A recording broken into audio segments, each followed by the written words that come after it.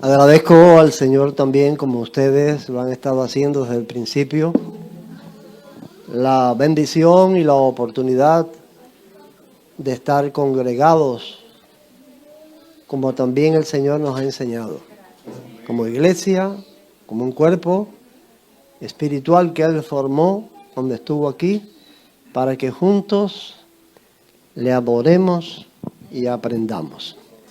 Como bien sabemos, el tema de estas clases tienen el título general de El reino de Dios que viene, porque es muy evidente en las Escrituras que todo lo que está pasando en el mundo, todo lo que está ocurriendo, tendrá como desenlace final el reino de Dios con la segunda venida de Cristo.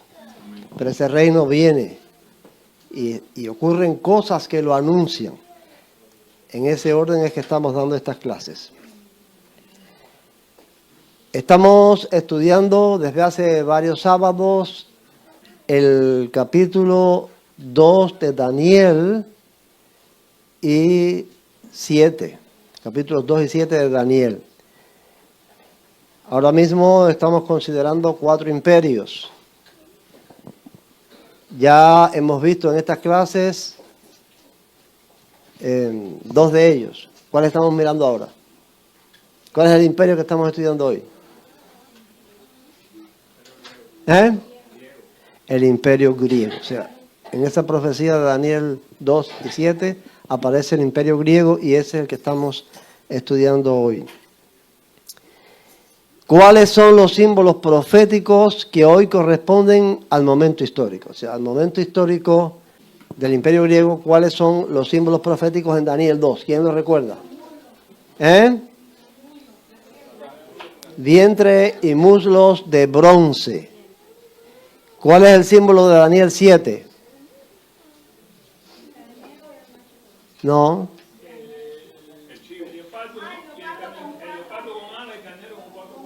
Un leopardo con 4 alas y 4 cabezas, ese es Daniel 7. Y en Daniel 8, el carnero, el chivo, con los 4 cuernos. El carnero no tenía 4 cuernos, el carnero tenía 2 cuernos, uno más alto que el otro. Bueno, esos son los símbolos proféticos que vamos a estar considerando a la luz de los hechos históricos. 4 alas, 4 cabezas, 4 cuernos. Esos son los símbolos en el hecho histórico. Recuerden que estas clases tienen como propósito demostrar a través de la historia cómo se cumplió la profecía. ¿Cuál es el hecho histórico de estos 4 símbolos, de estos 3 símbolos? ¿Cuál es el título de la clase de hoy? ¿Cómo se llaman en griego? Los diádocos. Hoy estamos estudiando los diádocos, una palabra griega que se aplicaron o se aplican en la historia a los generales de Alejandro Magno que se repartieron en el imperio después de su muerte. Con el fin, ya repito, voy a repetir lo que dije anteriormente, el propósito esencial, principal de estas clases es demostrar el cumplimiento de los símbolos proféticos en hechos históricos. Yo podría decirle aquí a ustedes, bueno, el símbolo tal se cumplió en tal momento, en tal hecho histórico, pero yo quiero demostrarlo no por lo que diga yo, sino por lo que dicen otros documentos u otras instituciones sobre este asunto que corrobora, que demuestra que de verdad fue así. Entonces por eso les envío, durante casi todo el mes, les estoy enviando documentales que demuestran, que prueban la profecía que estamos estudiando. En esta ocasión les mandé varios documentales, vamos a escuchar, para quienes no los vieron, aunque sea un fragmento de uno de estos documentales que demuestra, estas personas que hacen estos documentales no están demostrando la Biblia, ni están demostrando la profecía, ni nada de eso. Sencillamente cuentan la historia y he tomado esas cosas que ellos hacen para decirle, ve, la historia se comportó así, la profecía era esta y así se cumplió. Entonces estos documentales demuestran los 4 cuernos, las 4 alas, las 4 cabezas en los generales de Alejandro que dividieron su imperio después que él se murió. Veamos este fragmento. En el año 323 a.C., el hombre más poderoso que el mundo había conocido murió en un palacio de Babilonia sin pronunciar el nombre de su sucesor. Alejandro Magno, el conquistador que a los 32 años gobernaba desde Macedonia hasta las orillas del Indo, el titán que doblegó a Persia, Egipto, Bactriana y más de 50 naciones, se extinguió como una antorcha arrojada al río, dejando detrás de él un vacío tan colosal que ningún ser humano podría llenarlo. Su cadáver aún no estaba frío cuando los generales que habían sangrado a su lado comenzaron a mirarse con los ojos del lobo, hambrientos, calculadores, absolutamente implacables. Lo que vino después no fue una sucesión, fue un cataclismo. 40 años de traiciones, batallas campales, asesinatos en la oscuridad y alianzas que duraban lo que un relámpago sacudieron los cimientos del mayor imperio construido por un solo hombre en toda la historia de la humanidad. 5 generales, 5 titanes con el acero en la mano y la corona en la mente, se declararon reyes sobre los escombros del sueño de Alejandro: Casandro, Ptolomeo, Seleuco, Lisímaco y Antígono. Exterminaron a su familia, borraron su linaje y pulverizaron su legado político en 3 reinos enemigos. Y sin embargo, en esa destrucción total, en esa guerra fratricida que parecía condenar al olvido todo lo que Alejandro había tocado, nació algo que ninguno de ellos planeó: una civilización entera que cambiaría el mundo para siempre.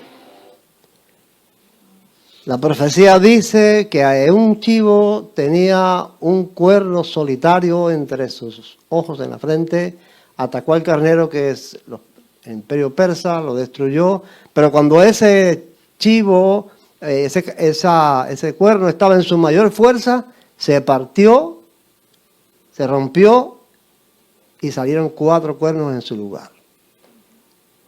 ¿Quién es el chivo? Grecia.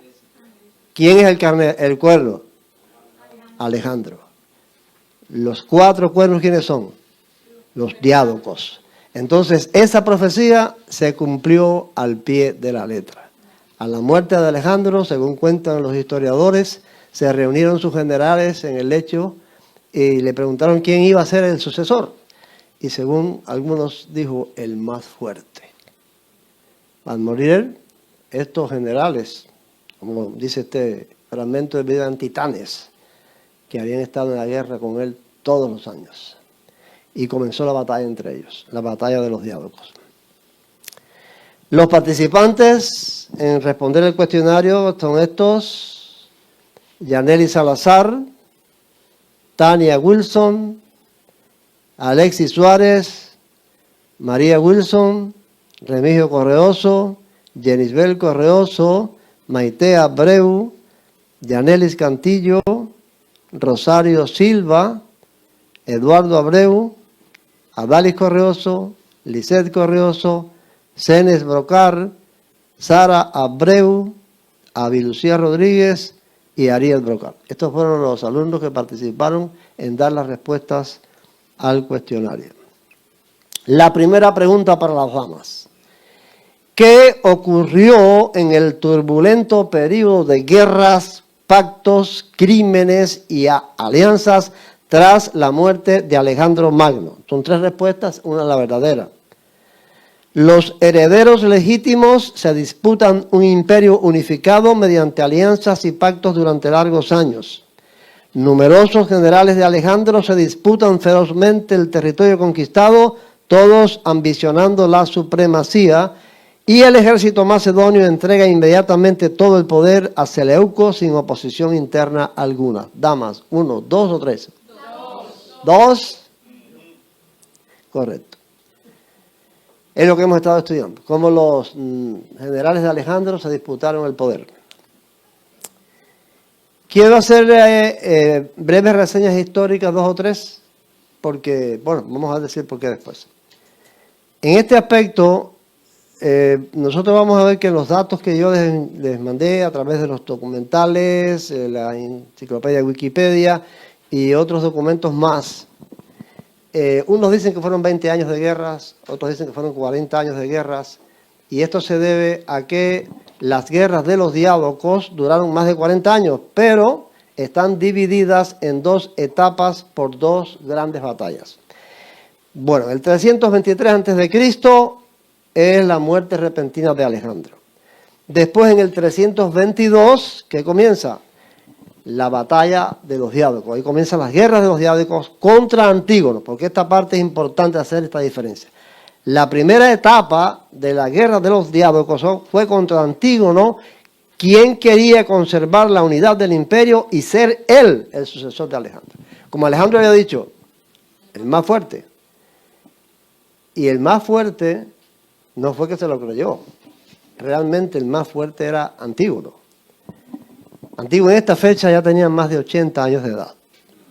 Era un general que antes de que Alejandro naciera ya había sido oficial del ejército de Filipo, el padre de Alejandro. Cuando él vio nacer a ese niño, lo vio crecer a los 12 años, conquistar ya la primera victoria a los 12 años de edad, y comenzó sus conquistas espectaculares, extraordinarias. Un joven con 20 y tantos años conquistando el mundo.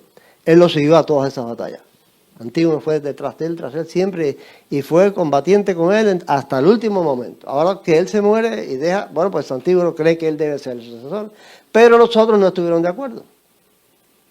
No estuvieron de acuerdo y se opusieron a Antígono y comenzó así la guerra de todos ellos contra este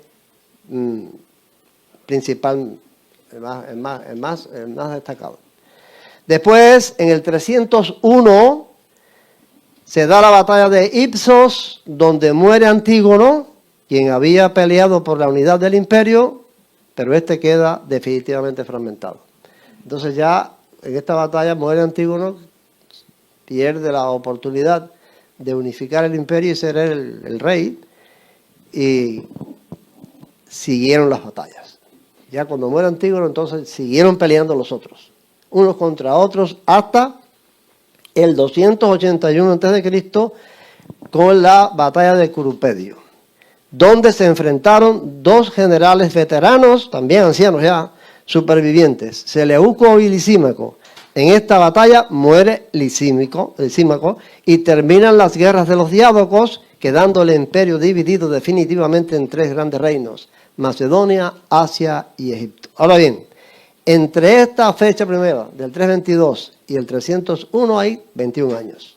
21 años de guerras contra Antígono y 20 años de guerra entre los otros generales hasta quedar definitivamente fragmentado el imperio. Hacen los 40 o más años de estas guerras de los diádocos. La pregunta 2 para los caballeros. ¿Cuáles son los 4 territorios en que se dividió el imperio de Alejandro Magno en los primeros años después de su muerte? Y aquí me voy a pedir disculpas, porque en esta pregunta no la hice con toda claridad y hubo cierta confusión. Ya 2 de ustedes me han comentado la confusión, y entonces yo quería pedir disculpas porque esa pregunta debía haberla hecho diferente. Esa pregunta tenía el propósito de una localización geográfica. Entonces uno de los que me habló de esa confusión fue que todos eran los mismos, pero dicho de diferentes maneras, porque los mapas tenían debajo los nombres de los territorios y no había que fijarse en los nombres que estaban abajo, sino en las localizaciones del mapa. Los mapas todos no son iguales. ¿Cuántos se confundieron en eso? Rosario. Un poquito. ¿Mi nuera no está aquí? ¿Maite? Bueno, fue una de las que se confundió y así, bueno. Vamos a ver entonces con esa idea los mapas. Si las localizaciones están correctas, el mapa es cierto, es verdadero. Si no están correctas las localizaciones, no es cierto. El primer mapa, el número 1, está en el mapa verde, en la región verde, Siria y Babilonia. Tracia en la Carmelita. Grecia y Macedonia en la amarilla y Egipto la roja. ¿Está bien o está mal esa mapa? ¿Eh? Mal. ¿Cuáles son los caballeros? Correcto, no está bien. El segundo mapa tiene puesto en la región verde, tras Grecia y Macedonia, en la carmelita Egipto, en la amarilla Siria y Babilonia y en la roja Tracia. ¿Está bien o está mal? Bien. Ahora, la tercera puede estar mal también. Así que, sí, pero puede estar mal también. Así que puede ser bien o mal. Vamos a ver. La verde, Grecia y Macedonia. La carmelita Tracia. El reino amarillo, Siria y Babilonia. Y el rojo, Egipto. ¿Está bien o está mal? ¿Está bien? Bien. Así fue como quedaron divididos los territorios después de la muerte de Alejandro en la guerra de los diádocos. Nombra a los generales de Alejandro que reinaron sobre estos territorios. Sobre Grecia y Macedonia. ¿Quién? No, Grecia y Macedonia, no. ¿Eh? Antígono. Sobre Tracia. ¿Ah? Lisímaco. Sobre Grecia, o sea, sobre Siria y Babilonia.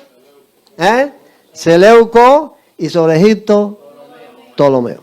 Esos 4 titanes, como dice el documental, al fin quedaron al frente de estos 4 territorios. Recuerden, las 4 alas y las 4 cabezas del leopardo y los 4 cuernos del macho cabrío o el chivo. ¿Se cumple la profecía o no se cumple?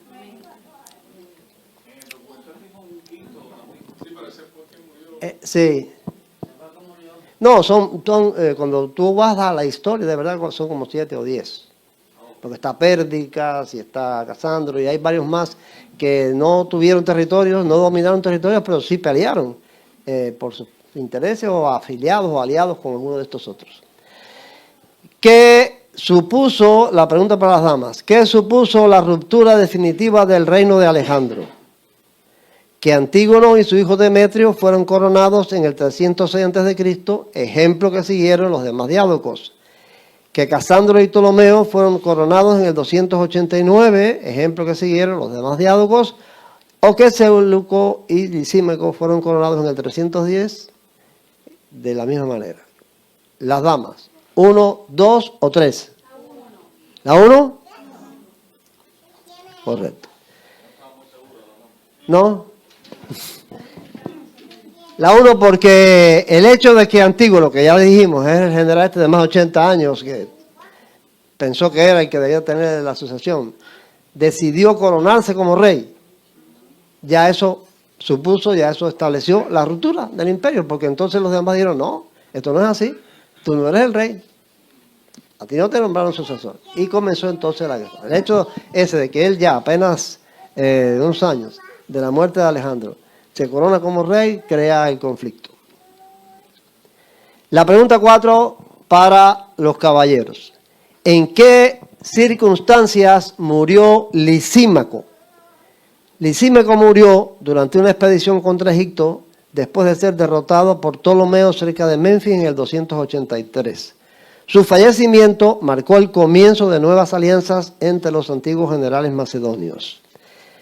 Falleció mientras defendía Tracia frente a una invasión celta dirigida por tribus del norte en el 279. Su desaparición fortaleció temporalmente la autoridad de Antígono sobre los restantes territorios helenísticos. O murió o entró en conflicto con su antiguo aliado Seleuco, quien le venció en la batalla de Corupedio en el 281. La muerte de Lisímaco en Corupedio se considera el final de la guerra de los diádocos. 1, 2 o 3 los caballeros. 3, los caballeros están seguros. Sí, están bien seguros. ¿En qué circunstancias terminó sus días Seleuco y quién quedó como sucesor suyo? Están las damas. Quiso recuperar Egipto y Cirenaica, pero antes de iniciar la campaña murió durante una revuelta militar. Seleuco dejó como sucesor a su sobrino Demetrio Poliorcetes. Quiso conquistar Macedonia y Tracia, pero poco después de volver a Europa fue asesinado por Ptolomeo Sera I, Seleuco dejó como sucesor a su hijo Antíoco I.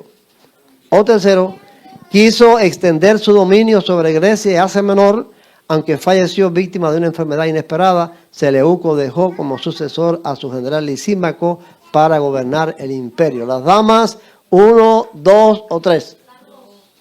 Ay, pero nada más que Yaneli nada más que Yaneli y Jenny. Pero sí, pero que... ¿La voz está bien? Sí, la voz.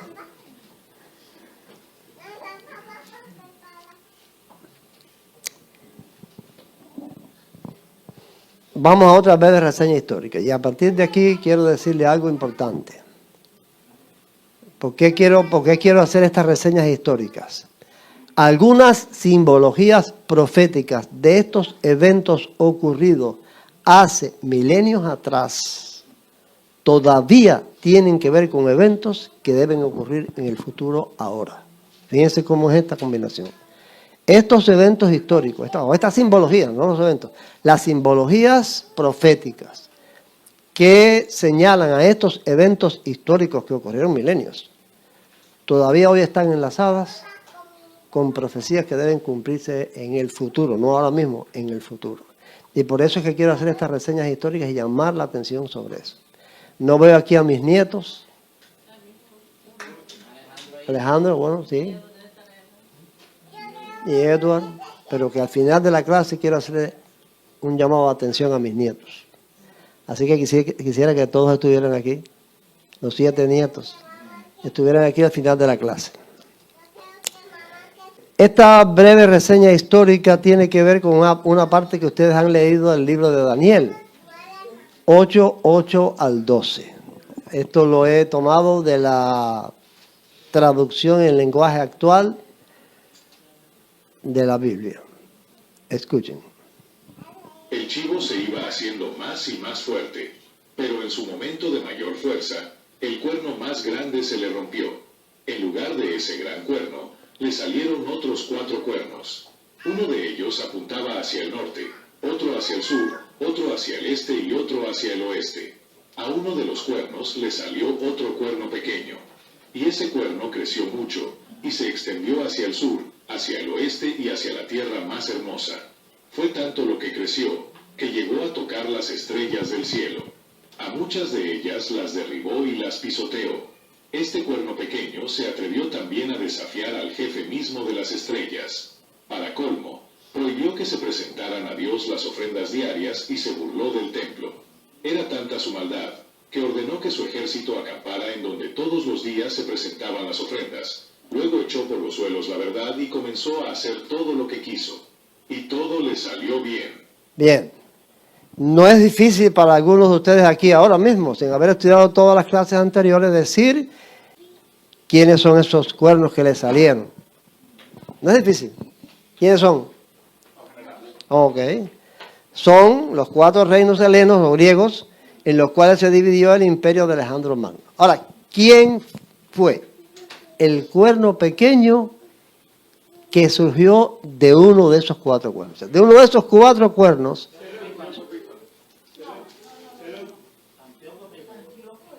Bueno, vamos para allá. Bueno, tienen la razón los dos. Seleuco por una parte y Antíoco Epífanes por la otra. Pero vamos a verlo.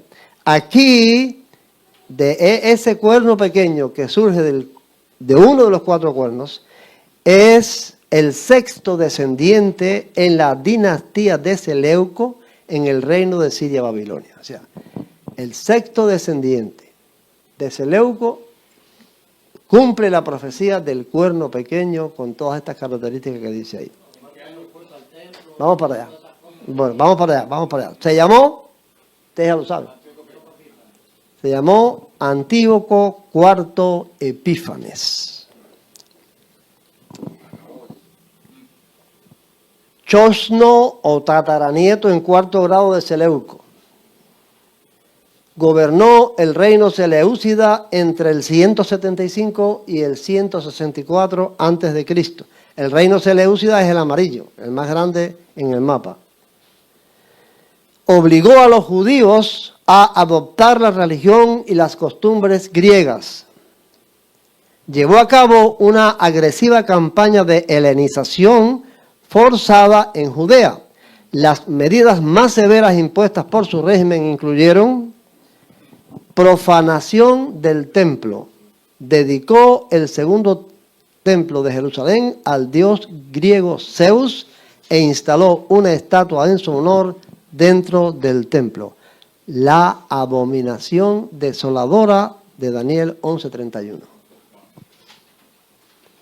Y esta es la parte que tiene que ver con la conexión a los cumplimientos proféticos de hoy. La abominación desoladora, vamos a ver por qué. Prohibición de la Torá. Declaró ilegal la posición de las escrituras hebreas. Abolición de leyes hebreas. Prohibió bajo pena de muerte la circuncisión y la observancia del sábado. Sacrificios paganos. Obligó a los judíos a sacrificar animales inmundos, como el cerdo, en el altar del templo y a comer de estos animales. Él mismo fue el primero en sacrificar, dicen, una porca en el altar del templo para profanarlo. Esta persecución religiosa desencadenó la famosa revuelta de los macabeos, un levantamiento militar que finalmente devolvió la independencia judea y dio origen a la festividad judía de Hanukkah. O sea, la época esta está en el llamado periodo de silencio, o sea, tiempo de silencio. Hay un tiempo en el que, de la última parte de la historia de Israel a el Nuevo Testamento, con el comienzo de la historia de Cristo, no hay escrito nada. Entonces, son 400 años de silencio. En esos 400 años sí ocurrieron muchas cosas. Y una de las cosas que ocurrieron fueron estas, de las guerras entre los diádocos, el imperio de Alejandro, todas estas cosas. Terminamos nosotros, a ver, los estudiosos de la Biblia, históricamente, ¿en qué termina el Antiguo Testamento? Históricamente, no lo que dice Malaquías, históricamente, ¿en qué termina el Antiguo Testamento? No, el regreso a Jerusalén de los desterrados por una orden de Ciro el Grande. Ahí terminan. El regreso, la reconstrucción del templo por Nehemías, la lectura de la ley por Esdras, ahí termina la historia. El imperio persa en su apogeo. Ahora, ¿en qué comienza la historia del Nuevo Testamento? El imperio romano. Cristo nació bajo el imperio romano. Cristo nació en Belén. ¿Por qué Cristo nació en Belén?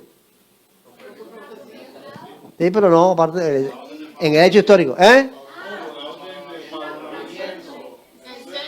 El censo que ordenó Augusto César de que todos fueran empadronados. Ese era el emperador romano. O sea, entonces, de los persas a Roma hay un gran tramo de la historia que no está en la Biblia. Sí, ya Roma había hecho conquistas por 160 años. Entonces, la etapa esta intermedia es esta rebelión de los macabeos y todos estos sucesos que no están en la Biblia, pero sí están en la historia y sí se cumplieron profecías en ella, dichas antes de que ocurrieran. Estas profecías Daniel las profetizó en el tiempo del imperio persa y se fueron cumpliendo después. La pregunta 6, para los caballeros. ¿Qué hizo Ptolomeo y por qué en el año 285? Cuando tenía 82 años, todos estos diálogos eran veteranos, Ptolomeo abdicó a favor de su hijo más joven, Ptolomeo Filadelfo o Ptolomeo II. Quería que su sucesor fuera prudente y capaz de mantener a distancia a Seleuco y a sus sucesores. Cuando tenía 82 años, Ptolomeo nombró heredero a su hijo mayor, Ptolomeo II, para dirigir el reino. Esperaba que su sucesor conquistara rápidamente Macedonia y sometiera definitivamente a los demás diádocos. Cuando tenía 82 años, Ptolomeo emprendió una campaña militar contra Siria acompañado por toda su familia real. Buscaba ampliar sus dominios antes de entregar el trono a un experimentado general macedonio. 1, 2, 3, los caballeros. 1. ¿No te oí? No, estoy de acuerdo. Estaba dudoso ahí. Ahí estaba dudoso. La número 1. Fue Ptolomeo el único de los diádocos que murió de muerte natural. Todos los demás murieron en batallas o fueron asesinados.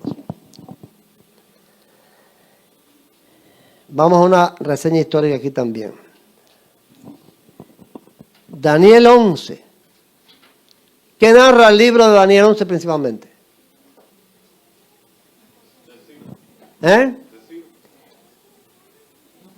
Las guerras de los reyes del norte y del sur.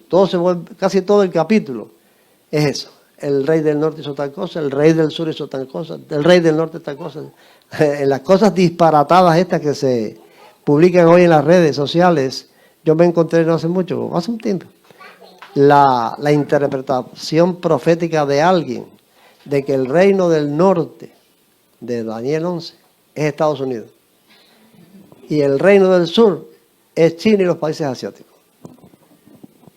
Y yo digo, Dios mío, ¿hasta dónde la gente puede estar confundida e inventando cosas que no son? Esta confusión por la ausencia por parte del cristianismo, no estoy hablando de iglesia, soldados de la cruz, por parte del cristianismo, de enseñar sobre los cumplimientos proféticos, está ocasionando en el mundo una confusión, una desorientación, un desconocimiento que es caldo de cultivo para el engaño final. Porque el cristianismo que se va a enfrentar al engaño final, se va a enfrentar a un engaño muy sutil, muy difícil de descifrar, con un personaje que hará milagros y prodigios y que todo el mundo caerá delante de él.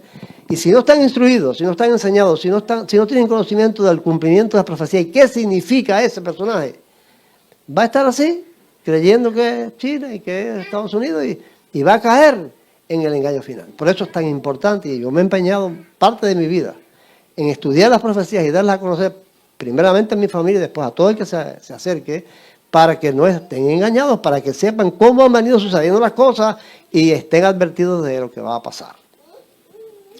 Entonces, este capítulo 11 de Daniel narra esas guerras del reino del norte y del reino del sur, pero comienza con una introducción que Daniel recibe esa revelación en el reinado de Ciro el Grande. Tengan en cuenta eso. En el reinado de Ciro el Grande, que está ahí, del 559 al 530, es que Daniel recibe esta profecía de Daniel 11, capítulo 11. Y es que Persia todavía tendrá 3 reyes. Después vendrá un cuarto rey, que será más rico que los 3 anteriores. Será tan rico y poderoso que atacará al reino de Grecia. Después vendrá un rey muy valiente, que gobernará un gran imperio y hará lo que se le antoje. Cuando su reino ya esté bien establecido, será destruido y se dividirá en 4 partes. Este rey no les dejará el poder a sus hijos, ni será tan poderoso como antes fue, porque su reino estará dividido y en su lugar gobernarán otros reyes. El rey del sur será muy poderoso, pero uno de los jefes de su ejército le ganará en poder y controlará a muchas naciones y pueblos. Después de algunos años, el rey del norte y el rey del sur unirán sus fuerzas. Para que haya paz entre ellos, el rey del norte se casará con la hija del rey del sur. Sin embargo, este plan no tendrá éxito porque matarán a la hija y a su esposo, junto con su hijo y sus criados. Bueno, después, dice aquí que Persia todavía tendrá 3 reyes. Después de Ciro el Grande, los 3 reyes son Cambises, en el 530 al 522, fue hijo de Ciro el Grande. Bardilla, que fue un usurpador, un militar que tomó el trono por la fuerza, pero duró nada más que un año porque lo derrotó Darío I el Grande, quien gobernó del 522 al 486. Y entonces viene un cuarto rey, que dice ahí, será más rico que los 3 anteriores, será tan rico y poderoso que atacará al reino de Grecia. Ese es Jerjes I. Gobernó del 486 al 465. Y hay un dato curioso ahí. En la Biblia, ¿quién es Jerjes I? Oh, es el rey Asuero del libro de Esther. Ese es Jerjes I. Ahora después el capítulo continúa, el rey del norte, el rey del sur, pasó esto, el rey del norte, el rey del sur, y ya digo, hay quien cree que el rey del norte es Estados Unidos y el rey del sur China, pero nosotros sabemos ahora quién es el rey del norte y quién es el rey del sur. En este mapa, ¿quién es el rey del norte y el rey del sur? A ver. Ajá. Cuando usted lee el capítulo 11, no sé por qué hay personas que interpretan eso, porque cuando habla del rey del sur en ocasiones dice Egipto. Entonces, ¿de dónde está China? Y si dice Egipto, textualmente el texto, ¿no? Entonces, el rey del norte es Seleuco y sus descendientes, y el rey del sur es Ptolomeo y sus descendientes. Esos son el rey del norte y el rey del sur, esa es la guerra. Ahora, ¿por qué esa localización geográfica en el texto? El rey del norte, el rey del sur, al norte y al sur ¿de qué? Bueno, de Judea, claro. Israel es el centro Daniel es de Israel. Entonces, al norte y al sur de Israel. Y Palestina, ese territorio donde estaba Judea, pues en ocasiones estuvo dominado por el rey de Egipto y en ocasiones por el rey de Seleuco, de los Seleucidas, y esas son, el capítulo 11 de Daniel son las batallas de los diádocos, de dos diádocos, de Seleuco y sus descendientes, y de Ptolomeo y sus descendientes. Nada más que eso. Ahí no está China, ni está Estados Unidos, nada. Esos cumplimientos proféticos antiguos. En el año 281, después de la batalla de Corupédio, en la cual Seleuco mató a Lisímaco, el imperio de Alejandro finalmente quedó dividido en tres grandes reinos helenos, griegos. ¿Cuáles fueron esos tres grandes reinos helenos y las dinastías? ¿De qué capitales de Alejandro quedaron firmemente establecidas en ellos? Esta es de las damas. Grecia, bajo los casándidas, descendientes de Casandro. Tracia, bajo los limícadas, descendientes de Lisímaco. Siria, bajo los Emenidas, descendientes de Eumenes. Macedonia, bajo los Argeadas, descendientes de Filipo. Persia, bajo los Aqueménidas, descendientes de Pérdicas. Egipto, bajo los faraones, descendientes de Ptolomeo. O Macedonia, bajo los Antigónidas, descendientes de Antígono. Asia, bajo los Seleucidas, descendientes de Seleuco. Y Egipto, bajo los Lágidas, descendientes de Ptolomeo. Damas, 1, 2, 3. 3.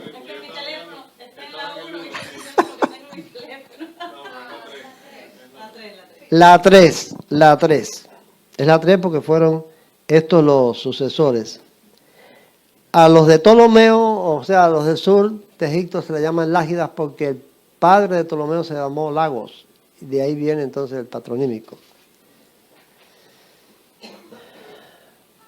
Macedonia, Antigónidas. Yo quiero repetir el mapa porque esta fijación del mapa les permite comprender mejor los cuatro reinos. Fueron los tres que quedaron.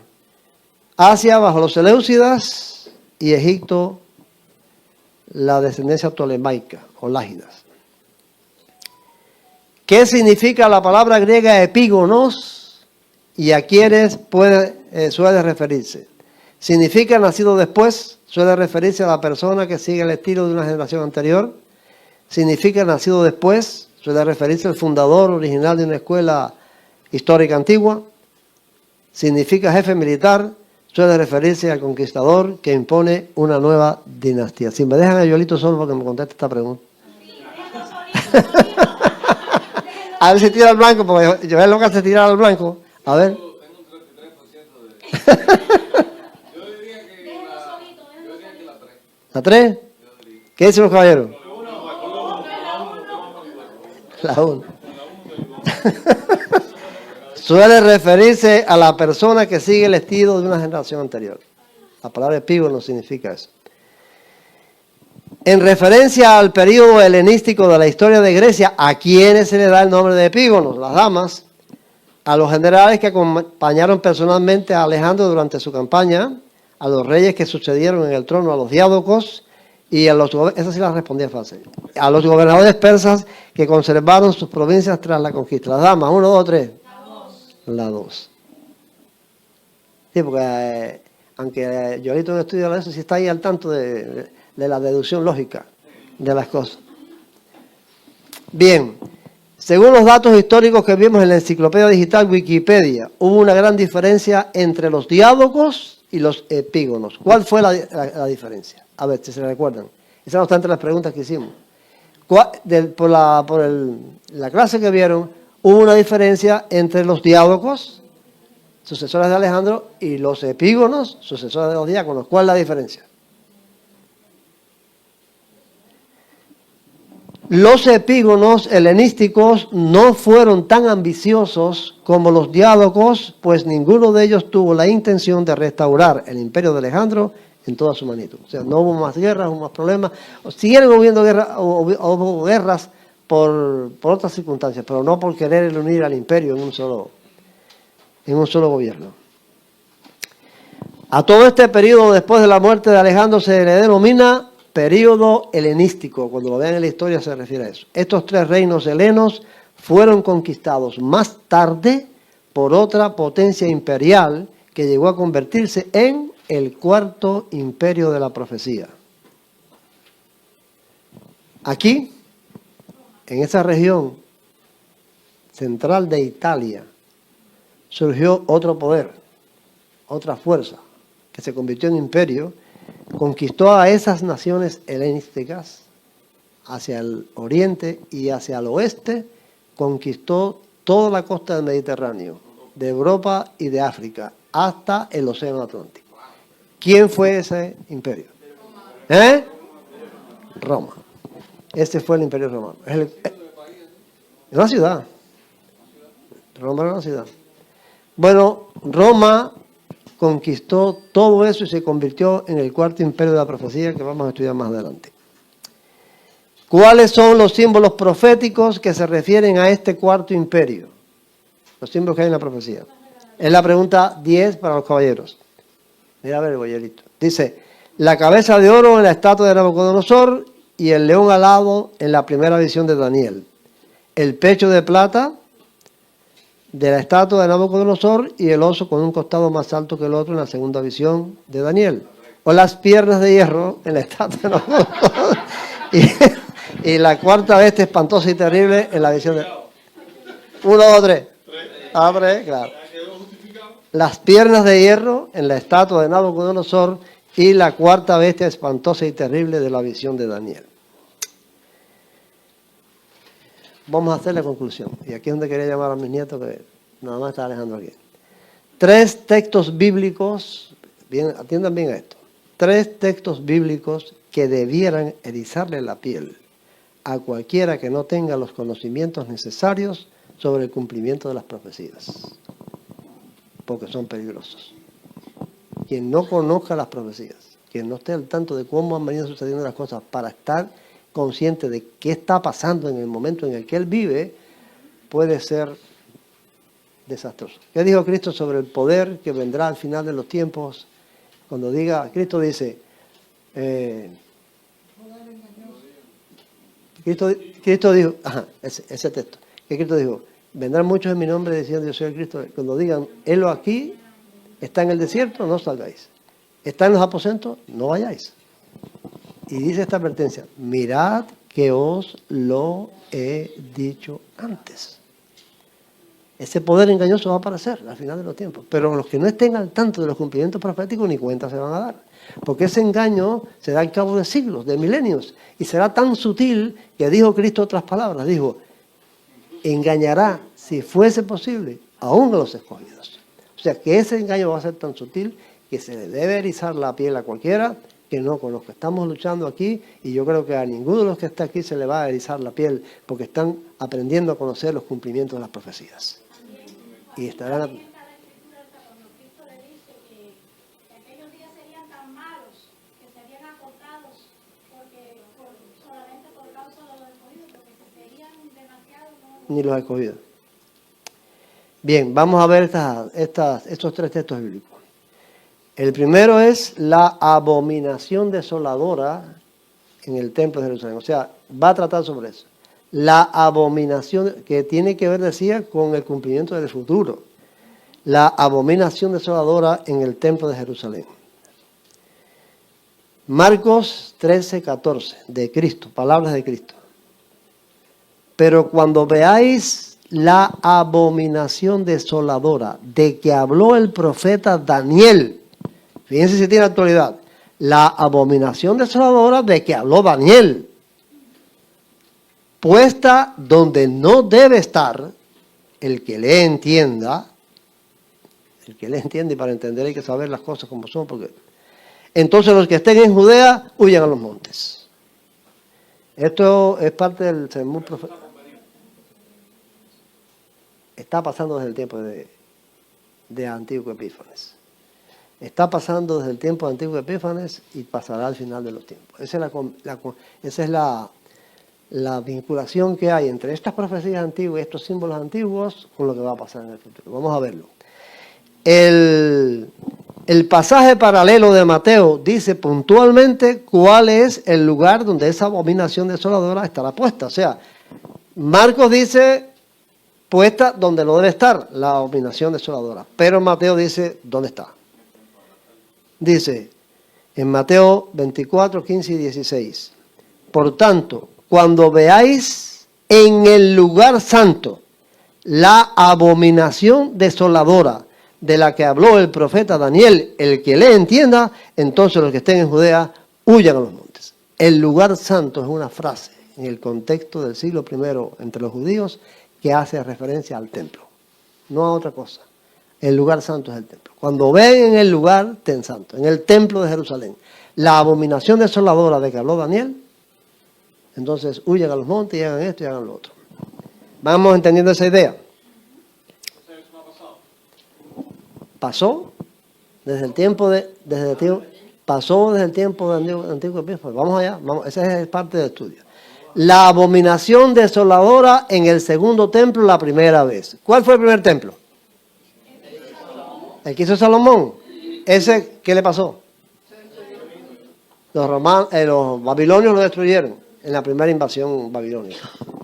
La segunda. Bueno, ¿el segundo templo cuál es? El que hizo Herodes. El que hizo Nehemías. Herodes lo remozó, lo engrandeció, pero el que hizo Nehemías al regreso del destierro es el segundo templo. Eso se llama el segundo templo.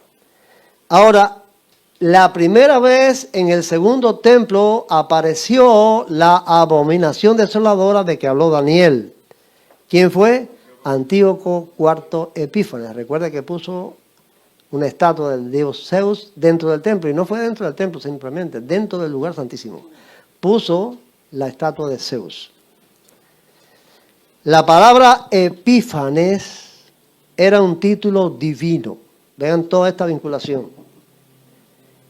En la antigüedad helenística se utilizaba como un título honorífico para los reyes. Significaba que el gobernante era la manifestación divina o la encarnación de un Dios en la tierra. Ese es el título de Antíoco. Es la encarnación de un Dios en la tierra, es la manifestación divina.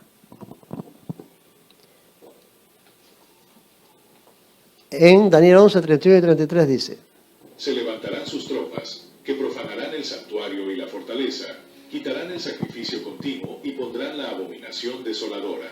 Con lisonjas seducirá a los violadores del pacto. Pero el pueblo que conoce a su Dios se esforzará y actuará.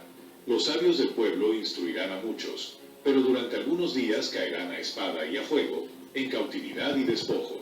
Bueno, eso es la guerra de los macabeos, toda esta época que nos vamos a ampliar sobre eso. Bastante detalle. Y quiero que sepan que en esta época es que surgen los fariseos y los saduceos. Y los saduceos son el resultado, no existieron en ese tiempo, pero fueron el resultado de la casta sacerdotal que estuvo de acuerdo con Antíoco Epífanes y fueron sus aliados. Dentro de los judíos, la casta sacerdotal estuvo de acuerdo con este hombre, con este rey, y fueron sus aliados. De ahí después surgieron los saduceos. Ahora, la abominación desoladora en el segundo templo por segunda vez. La primera vez fue allá en el tiempo de Antíoco. A partir de Augusto César, el primer emperador romano, estos comenzaron a recibir el título divino en latín divus, que significa divinizado o convertido en Dios. En el caso de Augusto César fue divus Augustus. ¿Cuál fue la causa principal de las persecuciones contra los cristianos en los primeros siglos? Que ellos no observaban a ningún otro Dios. Tenían que ser un hombre que tenían que reconocer a César como Dios. No solo reconocer, tenían que sacrificarle. animales o sacrificarle incienso, adorar la estatua del César, porque el César era un dios dentro de los dioses del Imperio Romano. Y eso costó siglos de persecución y decenas de miles de muertos al cristianismo por negarse a hacer esto. Uno de ellos fue Ignacio de Antioquía, fue devorado por las fieras, llevado desde Antioquía a Roma para que hiciera una libación delante de la estatua de César. Y dijo que él no lo iba a hacer, que él no iba a hacer eso, y lo condenaron a morir muerto, destrozado por las fieras en el circo romano.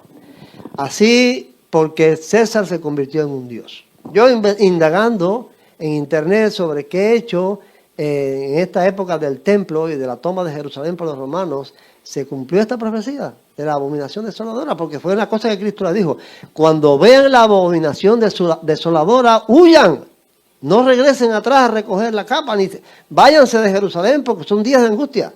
¿Qué pasó en esa toma de Jerusalén por los romanos? Ajá, bueno, ahí, pero ¿en qué momento? Me encontré en la guerra de los judíos de Flavio Josefo un dato que aporta esto. Dice: los romanos, habiendo puesto en fuga a los sediciosos de la ciudad y quemado el mismo templo y todo lo que alrededor de él estaba, llevaron las insignias y estandartes al templo y colocándolos enfrente de la puerta oriental, sacrificaron allí a sus dioses y con grandísimos gritos y regocijos de todos proclamaron a Tito por emperador. Ese fue el momento para muchos historiadores cristianos en que los miembros de la iglesia que estaban en Jerusalén dijeron: hay que irse. Cuando vieron la abominación desoladora que había hecho Daniel, un hombre que se hace Dios, como Antíoco Epífanes, hacer sacrificios a ese hombre que se hace Dios a sí mismo dentro del templo, ya en la puerta oriental, porque el templo ya estaba ardiendo, ya lo habían prendido fuego. Ese momento los cristianos salieron de Jerusalén y huyeron hacia Pella, una ciudad cercana, y se escaparon de la matanza final porque Cristo se los había advertido. Cuando vean ustedes la abominación desoladora, salgan huyendo de Jerusalén. ¿Entonces lograron salir? Sí, se fueron. Los cristianos se fueron.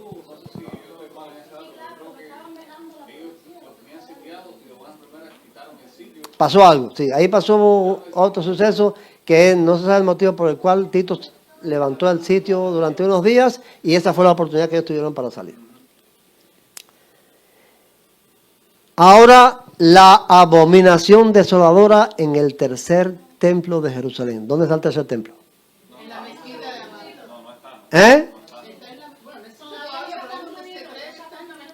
Por eso digo que esta profecía tiene vinculación para el futuro.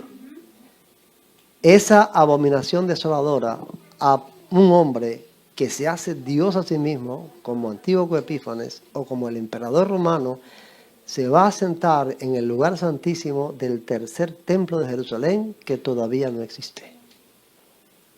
Eso está para el futuro.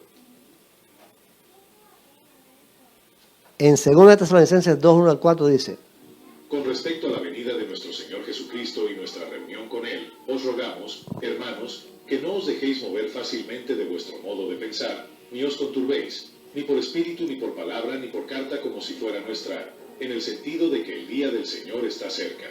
Nadie os engañe de ninguna manera, pues no vendrá sin que antes venga la apostasía y se manifieste el hombre de pecado, el hijo de perdición, el cual se opone y se levanta contra todo lo que se llama Dios o es objeto de culto, tanto que se sienta en el templo de Dios como Dios, haciéndose pasar por Dios. Antíoco Epífanes se sienta en el templo de Dios. Ahora, esa palabra templo ahí, en el griego original, no es cualquier templo, ni es cualquier lugar del templo, es el lugar santísimo del templo. La palabra nao, ahí es el lugar santísimo del templo. Se sentará este hombre de pecado y de perdición que hará señales y milagros. En esa época en que pondrán una señal y nadie podrá comprar ni vender. Toda ese evento final del mundo se cumple en ese momento. Atención a mis nietos. Bueno, aquí es que quiero concluir la clase. Bueno, el único nieto que tengo aquí es Alejandro y Edward. Estecita está ahí. Bueno, hay tres.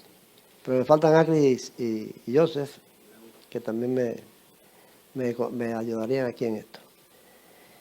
Voy a hacerles una pregunta primero. En mi cavilación de cuando hiciera esto, pensé que yo sí iba a responder la pregunta, pero no, yo sí no está aquí. Vamos a ver qué la pregunta que quién de Alejandro y de Edward me da la respuesta. Dice, ¿cuál fue el acontecimiento profético más importante en los últimos tiempos de los que hemos estudiado aquí? No, tú no eres mi nieto.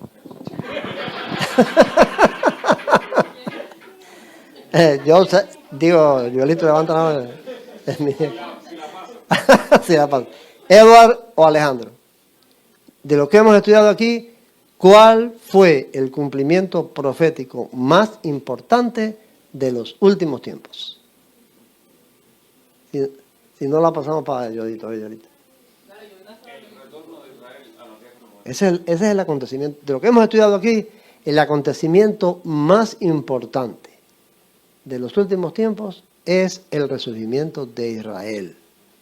En 1948, después de haber desaparecido de la geografía de la historia por más de 1800 años. Ese es el acontecimiento más importante. Más de 1800 años después, resurge Israel como nación nuevamente. Y eso estaba en la profecía.